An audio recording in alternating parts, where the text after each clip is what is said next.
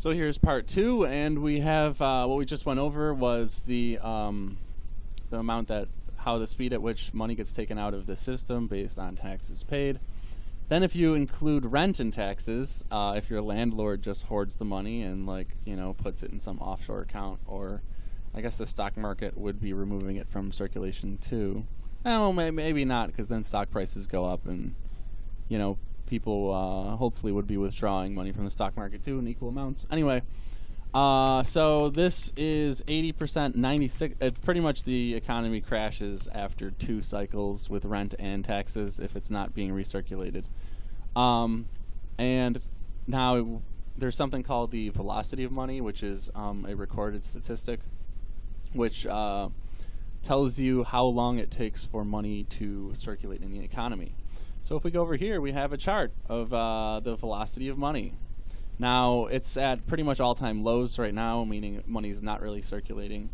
And this is on a quarterly basis, so that means money will circulate 1.4 times per quarter. And a quarter is 3 months.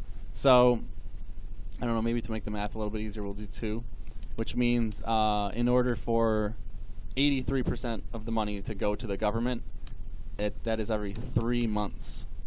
After 6 months, the government has 99.9% of the money, because the money has switched hands 4 times.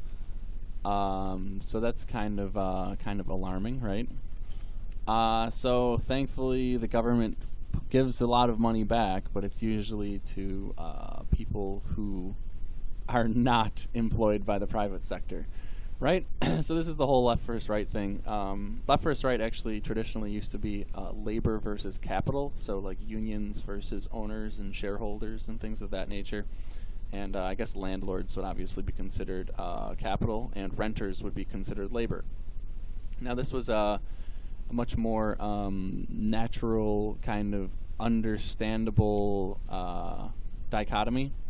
But today, in the liberal welfare state, left is the public sector, which sits around and collects taxes, and the right is the private sector, which works and starts businesses and builds things and creates products and services and serves, right? So, serves and manufactures. So anyway, this is a pretty interesting chart here. You can learn a lot about doing your own budget analysis, and this takes it to the next level by splitting up all of the taxation sources, because if you're only using federal income tax, you are getting a tiny portion of the big picture, and that's kind of what they want. That's why they split up the tax system into 15 different sources of revenue. So each source of revenue just seems like a little bit. No one's going to complain about 5%. But if they added them all together and it said 60%, people would flip the fuck out. Because people, not only even if you're good at math, this isn't really apparent until you do the math, right? And people who aren't good at math aren't ever going to sit down in Excel and actually do the math. God forbid, I used a pen and paper to do all of this, and I probably, I might have the, the discipline and the interest to do it with a pen and paper, but it'd be a pain in the ass, and I would definitely not be adjusting any of these numbers once I was done. But yeah, so. It's pretty fascinating here. These numbers are honestly low. These are very low.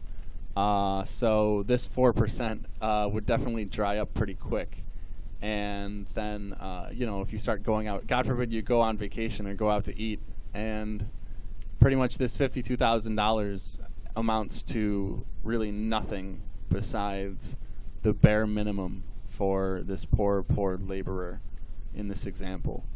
So yeah, this really highlights a lot of the fucked up financial aspects of modern society for the average worker, the average human being that just gets chewed up by the system. And anyway, that's it. I hope you enjoyed. Thank you, and have a nice day.